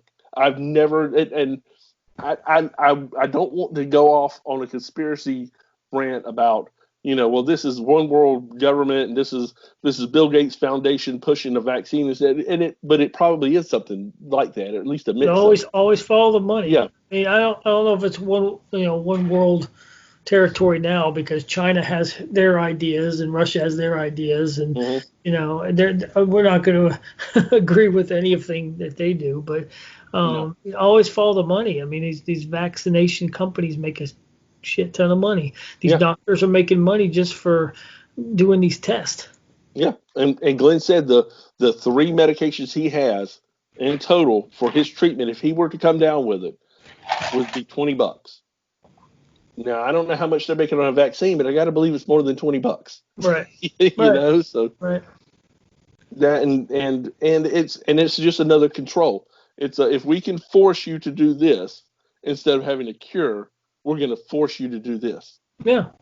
Not only because not even if it doesn't work as well, it gives us a level of control. It gives us a moment where you are being subservient to us, and that's going to make it easier for us to push that control later on down the road. Right, and they got the technology to see who is obeying and who's not, who is who's complying and who's not. Yep. Based on social media or whatever, they can find that stuff out. I mean, I think it's kind of like a test run of some sort. Well, that's why anytime you see these things on Facebook, as far as a turn back the clock or these lists that people do of they just ask inane questions, and I don't know if it's people just being bored because they've been on house arrest for 6 months, or if it's a Facebook bot that starts this. I don't participate in any of them. I don't make a stupid avatar. I don't, anytime Facebook comes up with something that looks like it's wildly popular, and people say, I don't know where this came from, but I'm going to go ahead and do it. No, I'm not going to go ahead and do it. Right. I don't care. Right. The where they take your picture and make a cartoon character out of it, or they make you old or something like that. No. That's a hard pass for me. And again, I don't want to. I mean, I guess I kind of am the conspiracy guy. but is it conspiracy, or you just take a moment and say, all right, hold on a second. What's going on? What's going on here? There's something healthy about being skeptical. Yeah, exactly. It's very healthy instead of just believing whatever anybody else says. If it's popular, it must be true. Yeah, it's very healthy to be skeptical. Yeah, and that's what I try to tell these folks, these handful of folks that follow me that are on the left. That's because I'm friendly with it, because I don't care what somebody's politics are as far as me being friends with them. I'm going to be polite and I'm going to be friends with, one of my best friends I grew up with is a huge leftist down in Florida. But we're still buddies because I've known him for 40 some years, and I'm not going to stop loving him because he and I disagree on who should be the president. But he does know, and he tells his friends that try to jump in on when he and I are talking, like, you don't want to bump nuts with this guy, man. I actually know what I'm talking about, and I'm not going to back down from it. And he also knows that if he's got a question about something, guess who he comes to? He doesn't come to his buddies in the freaking law firm. He shoots me a message because he knows I listen to everything, and I'm reasonable. Right. Because I am skeptical, because I do look at stuff, and I don't just follow the freaking crowd. Stuff. Exactly. And sometimes I find that I'm wrong. Usually I find that I'm right in that there's more to it than I thought it It's was. just people don't like to be. There's something to be said about trying to find truth, because a lot of people want to, because they don't want to realize that they've been wrong for their whole life. Yeah. I mean, that's an ego hit. Yeah, that's an ego hit terrible. to realize that, hey, maybe I've been lied to by my teachers or my parents or society or whatever, and to sit there and maybe by chance I might have been wrong. That's hard to take for a lot of people. Yeah. So you don't take the effort to do that. You just believe something, hold on for dear life. Yeah. Seek affirmation wherever you can. Yeah. And then go with it, because that's easy. That's easy way to do it. There's no effort in that to seek truth. Truth takes effort. It takes time. And sometimes it hurts. Sometimes it hurts to find out, oh crap, dang, I was wrong. Yeah, exactly. It just it's rough, man. No, we're gonna get through this. If it's still like this next year, I'm out. I don't know what to do. I mean, I'm not gonna. This has to be a one-time thing or an election year thing. Like, if we're still doing this next year about the mask and the 6 feet apart and there's no sports and all this stuff, I don't think I'm gonna be able to take it, to be honest with you. No, I'm right there with you. I'm not a person, as you know, who complies with things very well. So I'm never going to comply with what everybody else tells me I have to do. I'm the kind of guy that I'll just separate myself from society. Right. I mean, you don't have to end it all, but you don't necessarily have to participate and play well with others either. There's a reason why these people go up on top of a mountain and they cut bonsai trees for the rest of their life, because they're sick of it. Yeah, I mean, exactly. You're just like, no, I'm gonna go find peace. Oh my God. You guys go do what you want to do. You go change the world like every generation thinks they're gonna do, because you're special. I'm going to go off over here and I'm going to do my own thing, and just leave me alone. Just please. That's all I ask. I don't ask anything else. I might try to join that island that they were. I might try to join the island I was reading about today, where they have people with spears on the shore and they kill anybody they get close to it. Yeah. Like, that's the way to live, man. Yeah. Nope. This is our place. This is our place. Oh, dude. Anything else? No, it's just frustrating. Do you have these signs all over the place where it's like the BLM signs and the you know what's the worst is where you see a BLM sign right beside a Joe Biden sign. So I don't see any Joe Biden signs, but we get these signs in the yard that say, we believe. Like, nobody asked. First of all, nobody asked what you believe. Yeah. Okay. Nobody walking their dog or riding their bike or driving to work. Oh, I wonder what these people in this house believe. Oh, there's a sign in their front yard. Well, hold on, let me pull over and see what these people believe. And it's like, there's like 8 bullet points. And I'm like, we believe, sir, ride your bike. Hold on a second, let me tell you. We believe Black Lives Matter, and as a whole, who doesn't? They all matter. Yeah. Okay. As the words are presented, that's accurate. As the nonprofit organization, not so much. Absolutely makes billions of dollars and doesn't do anything for the community, they're the evil people. Yeah, exactly. But it says, we believe Black Lives Matter. And it also says, we believe, get this, okay? Because I haven't figured it out. It literally says this all over the place. We believe water is life. And I'm like, I want to meet the person who doesn't believe that. Yeah, exactly. In case you wanted to know, we here in this abode believe that we're alive. In case here, that's how special we are. Oh God. Oh, it doesn't end there. Oh no. No, we believe there's like 8 of them. I can't remember all of them, but there's like a few that stick out, and I'm like, we believe that science is real. In case you didn't think 2 plus 2 was 4, now you know. Oh my God. Oh my God. Yeah, in fairness to them, the line's getting blurry there. Because there used to be 2 genders. Maybe you can make an argument. That doesn't count. You can make an argument for science 3. Doesn't matter. You can make an argument for 3. But that science doesn't matter. But the world's going to end in 12 years because of global warming. That's real. Oh my God. And I'll get back to science in a minute. But the other one that drives me nuts is it said we believe here in this humble abode in this house right here with this roof and these kids and these dog and over here we believe. It's like come kiss our ring because we're so special. Oh my God. Love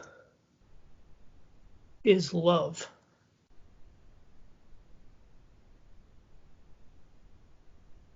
I mean, how can you argue with that? I don't know. I still want to meet the person that doesn't believe that. I believe oxygen. Horny goatweed is horny goatweed. I believe oxygen is good for breathing. Here in this place, that's what we believe. Oh my God! If you don't believe that, you're wrong. Wow. Is this in Cary? This has to be in Cary. Oh yeah, it's in Cary. Oh my God! It's all over the place. It's all these signs are all over the place. Really? It's virtue signaling to the max. This isn't one that somebody's like just made up a homemade sign. No. It's printed out. It's almost like you're looking for the person sitting on this chair and they're like this with a crown on their head and you just need to walk up and kiss their robe. It's like because that's what they believe. And you're like, oh, tell me more, wise person. You know, see, here's the thing. Every time I see, because you keep saying we believe, and I'm sure that's what the sign says. Every time you say that, I just visualize, what's his name? The redneck guy, the redneck joke guy. The cable guy? Jeff Foxworthy. Jeff Foxworthy, yeah. When we believe that if you put on your good bathrobe to go to Walmart, you might be a redneck. You might be a redneck. That's all I hear. We believe that's more thinking water than these people is life. That put the sign up. Because love is love and water is life. Oh that's my what God. we believe. I mean, like, wow, that's pretty deep there. It is. I don't know if I can intellectually compete to that level, but thank God I have neighbors that believe that. Oh man, I mean, and that I know can you imagine how tough your life would be if you were going through life not knowing that your neighbors believe? I couldn't go to work. I could. I don't know if I would be able to feed myself. Wow. I take this fork and I stab it and I put it in my mouth. How do I do that again? Like I wouldn't know what to do. Wow. And this is one thing that other bothers me, and I know it's running late, but like from what I noticed, especially on social media or whatever, mm-hmm. the new racist, the new homophobe, the new misogyny is the word science. Yeah. That's the next word. Like it doesn't matter. Oh, it doesn't matter. You have an argument and you're trying to make a point. Well, you don't believe in science. What? What does that have to do with what I just? Oh, you're a science denier. You don't believe in science? Like, what? No, what?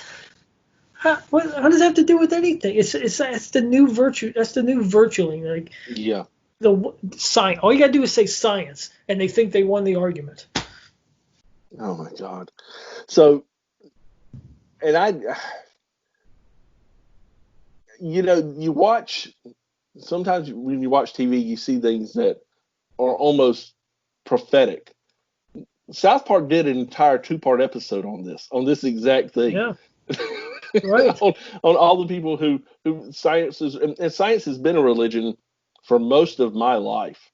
I mean, people don't want to think of it like that, but science has a dogma, science has heretics, science has, if you have a theory and it doesn't jibe with what the mainstream scientists believe, you can completely get drummed out of the scientific community. It doesn't matter that since the 1500s. right. You thought the Earth was round. No, right. no. Go. You need to. You're chastised to this island for the rest of your life because you believe that. Right. So when Copernicus decided, he was showing that the Earth revolved around the sun, somebody in 1512 would come up to him and say, "Well, you don't believe in science? I mean, I see the sun come up over here and go over here. The Earth doesn't move. The sun obviously moves. It's simple science." Dude, the beauty of science is that nobody really knows. I mean, there are things we know. We know gravity. We know mathematics. But mathematics is science. Right. But for the most part, we don't know. And the problem is people take theories and act like they're not theories, they're facts. Right. Whether you believe in evolution or not, evolution is a theory. Big Bang's a theory. It's all the Big Bang is a theory. Nobody was there. I mean, maybe Ruth Bader Ginsburg was there. I take that back. I think she was right afterwards, but she would have seen the aftermath. Close. It was close. Maybe we should ask her. But, you don't know. No, you can have a good probability, but you can't just. Well, you don't believe in science because you don't wear a mask. Well, let's see here. Let me get my boss at work just had a talk. She went to all the departments. She talked to my department about how we need to wear a mask all the time. And, she understands where I'm at. It's hot, it's steamy, it's tough to wear a mask in that environment. But when we go out amongst the residents, we need to wear a mask, which is fine. They want us to do that. I like getting a paycheck for them, so I'm going to do that. But her exact words were, and it wasn't her, it was her bosses telling her this: the masks prevent you from catching the virus. Now, I can go get the box, and right on the box it says does not prevent, basically does not prevent you catching the coronavirus. And it says that for a reason. It says that because the people who designed the masks know this virus is this big, whereas the pores of the mask look like my ex-wife. They're just that big around. So it's not only are they protecting themselves, but they're informing you. You might not call that science, but that's science. We know how big this is, and we know how big this is, and they're two different sizes. They're not going to prevent anything. Right. But these people that will tell you, "Oh, you don't believe in science," won't read the damn box. And if you show them the box, they're not going to stop saying what they're saying because somebody else told them, somebody in authority told them this is the way it is. Right. And they're going to go with that rather than go with what's right in front of them. Because they're lazy. Yeah. Or it doesn't fit their narrative, or they don't want to be wrong. Yeah. Or they just want to keep their damn job, and they're like, my boss is telling me this, I'm going to repeat it because that's what my boss says, and I want to be happy, and I want to keep collecting a paycheck. Yes. I want to keep collecting a paycheck too, but if you come up to me and you say, and I'll tell my employees all day long, this mask ain't going to prevent crap. Are you kidding? Told to, but are schools open up there for school? Nope. They were talking about doing a 1 week on, 2 weeks off thing. And they were talking about doing high school mobile learning from high school. My wife's already decided we're just because we had homeschooled our youngest until a couple of years ago. So we're going to probably, at least for the first half of the school year, because she's not involved in sports or anything like that, probably homeschool her for the first half of the year. But as much as I despise the public schools and things like that, the stress of, at least with my daughter, the stress of homeschooling her is so high that, I don't want to put my wife through that. So if we can't afford to pay for her private school, we'll put her back in school. And we just do what we've been doing, where we re-educate whenever she gets home. she comes home with stupid ideas from school, and I say, well, come here, let me show you why this is wrong. That's a full-time job. Well, I teach my kids to be a little bit belligerent. Well, I mean, it's the same way here. You get 2 weeks. You either go to school, you get 2 weeks on and off, and then go to school for a week, which makes no sense. Like there's no rhythm. It sucks for the teachers. It sucks for the students. It sucks for everybody. Or you can do virtual learning, which like 70% of the kids are doing virtual learning. And my daughter's in volley. This is her senior year, so she's going to miss her. There's no senior volleyball. Really? No. Well, there's a chance they might do it in the spring. They're not going to try to do it outside or anything like that? No. Football's done. Football's canceled. Really? Yep. So and see, they are doing football practice up here. They're preparing to have a season up here. No season here. Wow. This is the governor here. I mean, and these poor kids, like, volleyball. There's in any other sport. There's like travel ball or club or something like that. Football, it's high school. Yeah. That's it. Yeah. There's no travel ball. There's no like the scouts and everybody. They come to see you in high school, and these poor kids, 95% of them aren't going anywhere else. This is their last year. For the rest of their lives, they will never play football again, and it's gone. So even if because what I thought about with the football games was if you want to have the games with limited fans, if you want to just have just the parents and the fans or something like that, at least, because I thought the same thing as you. What about these kids that this is their senior year and they've had really good years up till now, and they're looking at maybe I could get a college scholarship or something like that. Right. So if you have the games with limited people in the stands, then you could at least have the game film where you could send it to colleges or colleges could request it. But if you have nothing, these kids. And I mean, if you're good enough, you're going to get somewhere. But most high school, they just love the game, and that's it. They're going to play high school football, and they're done. And that's gone now. Their whole homecoming's gone, senior whatever, and it's just your parents coming out for senior day. It's gone. It's done. And all because of something that's real, but it's overblown. Yeah. I mean, here's the thing. If I were a senior last year and I graduated, but I didn't have a graduation because they said, oh, you can't have the crowds there. And then I see these riots going on. And I see basically nobody getting sick from them.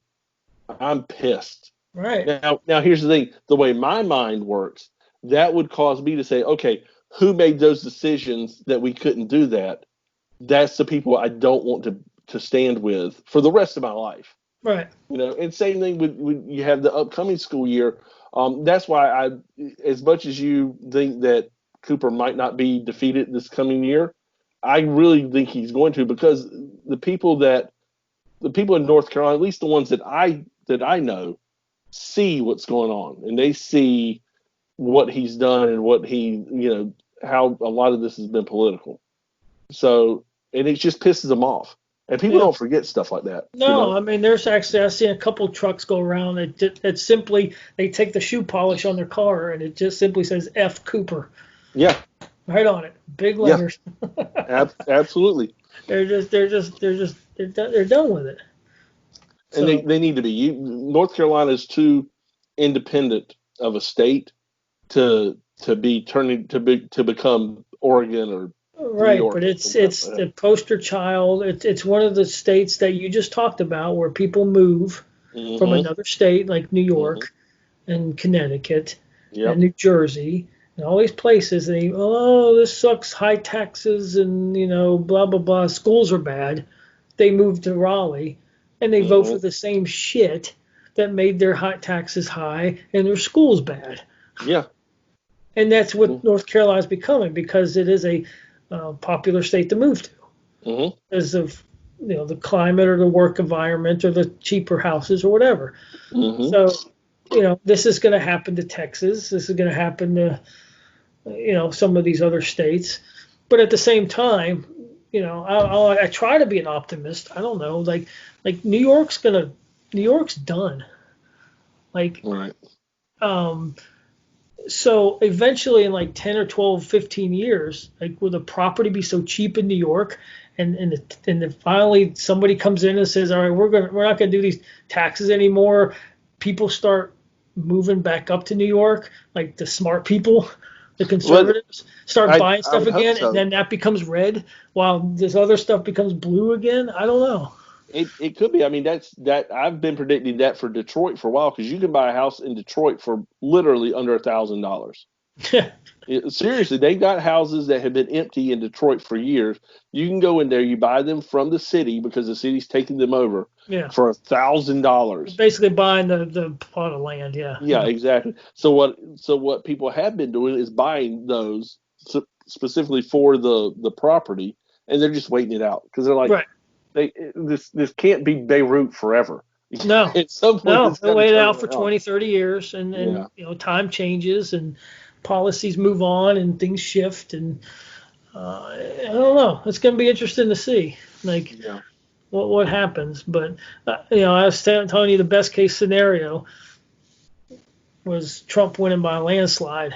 yeah, The next best case scenario, honestly, is Biden winning. I yeah. would rather have Biden win than to have Trump squeak one out. Yeah, exactly, exactly. Because that would just be more hysteria, Or more. have Trump win and the Republicans lose the Senate. That would be a nightmare scenario. Well, I don't think they could lose the Senate this time. They could lose it in 2022 if that happens. Yeah, Um, it either has to be a referendum and a landslide, or just let this clown get in here and let ruin everything. yeah, And we start over, and that way 2022 will probably be a big red wave if that's the case. yeah. Exactly, exactly. But the I only mean, thing that I want to see, the biggest thing, it's always been the biggest thing for me, um, especially this next 4 years, is the Supreme Court can end up being 7-2 if Trump wins, yeah, yeah. and that can last That's a a game changer. long time.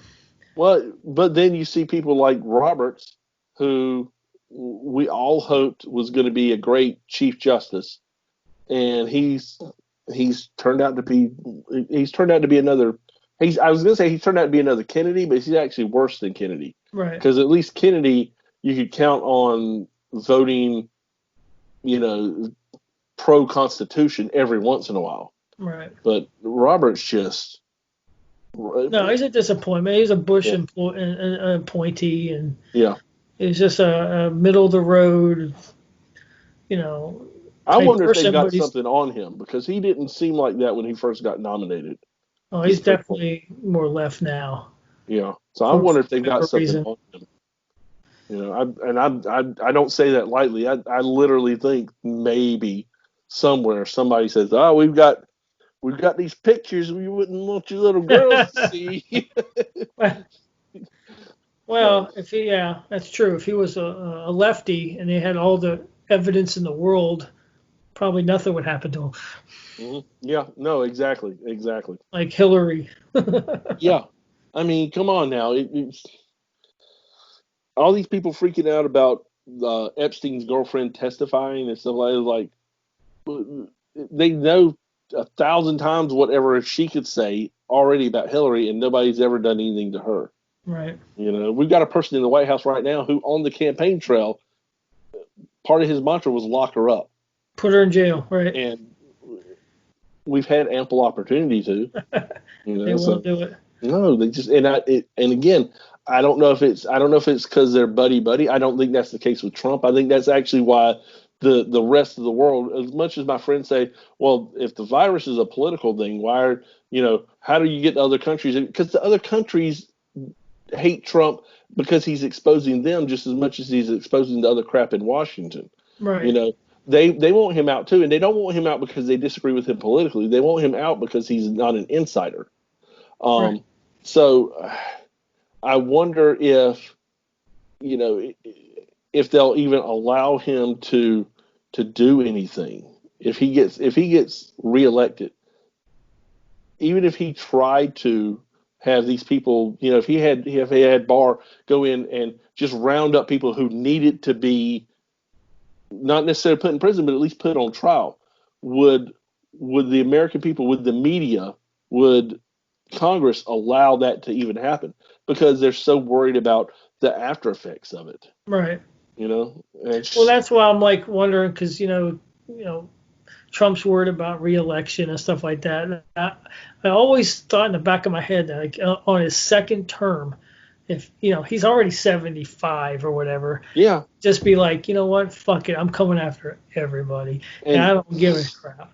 And he just goes nuts. like I'm not running for re-election. I don't care. I'm gonna, yeah. I mean, you need to get re-elected at some point, but after you won your second term, who cares? Yeah, exactly. And he's not worried about his presidential library like some Republican presidents are. Yeah.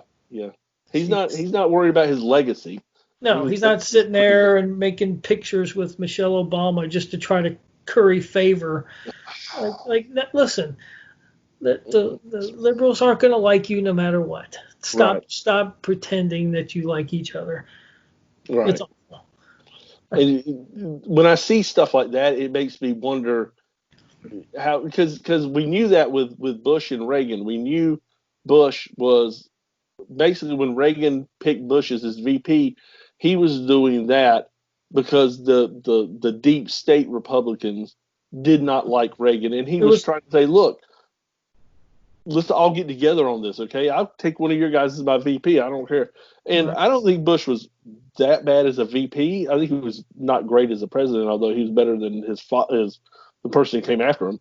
But you see pictures like that, and then you wonder, how much do these guys really not like each other? How much, because in the public, they seem like they're, they would. I wouldn't want to hang out with Michelle Obama. I don't care if it's political. I don't care if it's being professional, whatever. If Barack Obama walked up to me today, I'd shake his hand and I'd say, "It's good to meet you, Mr. President," and then I never talk to him again. Right. You won't find a picture of me smiling next to him, my arm around him, or something like that. No, because I don't like him. I don't respect him. I don't think he was good for the country. And I would like to think that Bush felt the same way, especially all the smack they talked about him. But apparently, he didn't disagree with them, or he doesn't care. Right. I can't think it's because he's that nice of a guy, because you can be a nice guy without being buddy with somebody. Yeah. Yeah. I mean, you can. Definitely can. So. Oh well. So that's all. That's all. So you're all ranted out. Yeah. Like I said, I get all my good stuff in the morning. Yeah. Well, take notes. Yeah. Well, the sign thing really gets me. The sign thing, that, like I said, I see one. There's a couple of Joe Biden signs. One in my neighborhood, but then one on my way to work, and it's literally Black Lives Matter right beside Joe Biden. And I'm like, you obviously have no idea who Joe Biden is. Yeah. If you're or you don't care about either one of the signs that you put out there. Right. Either you're so stupid that you don't know who this person is, or you just don't care and you're just putting up a front. Right. So, and I like to think the best of people, so I say they're stupid.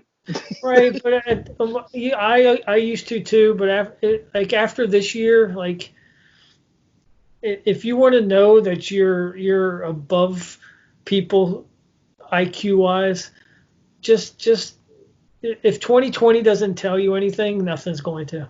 Yeah. If you can't figure it out after this year, then you're probably not very smart. Well, I love the old line about, think about how stupid the average person is. I mean, think about middle of the road, the average person, how stupid they are. Right. And then just understand, half the population's dumber than them. Right. That's right. Well, it's like the movie Rounders. If you don't know who the sucker is, it's you. It's you. Exactly. Exactly. The problem is those people have their vote has the same weight as ours. So in Chicago, it has more weight because they. That's true. Right. Okay, buddy. Well, it's been 2 hours. Yes. 2 hours. This has been fun.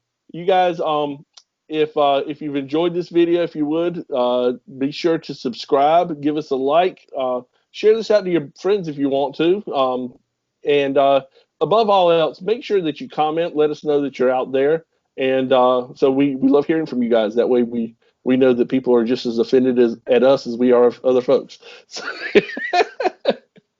So at any rate, for RJ Dufresne, my name is Jack Rizzo. Be sure to join us next time on Red Pill History, guys. Have a great night.